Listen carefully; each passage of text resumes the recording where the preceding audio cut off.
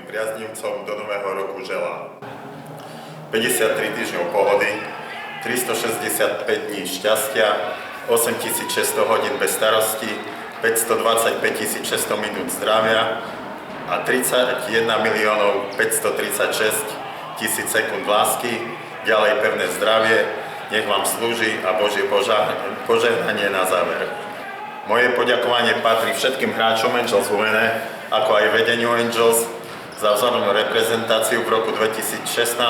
Čo sa týka roku 2016, tak s výsledkami nášho mužstva môžeme vysloviť spokojnosť, hoci začiatok sezóny nám celkom nevyšiel, ako pevne verím, že v tohto roku sa výsledky dostavia aj za pomoci našich verných fanúšikov, ktorí si našli cestu do športovej haly na naše zápasy.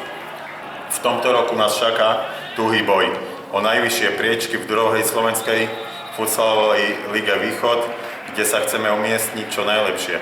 Ďalej nás čakajú zaujímavé futbalové a futsalové turnaje, či to už v Nedachlebiciach, okres Uherské Hradište, kde sa už, ako sa vraví, sme sa udomácnili, a ako nás čaká turnaj v Prahe, verím, že v tomto roku zvládneme po zhodnotení roka 2017 spokojnosť a vám fanúšikom ponúkneme ešte lepší, krajší futsal, ako v tomto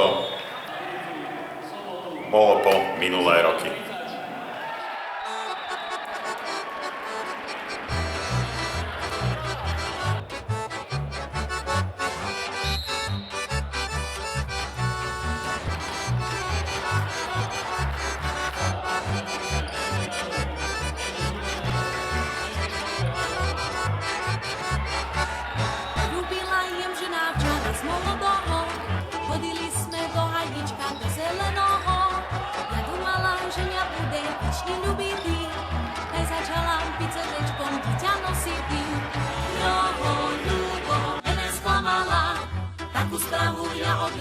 Vyšna dostala, že v Žatyňovi nemôže, tak mi povídal.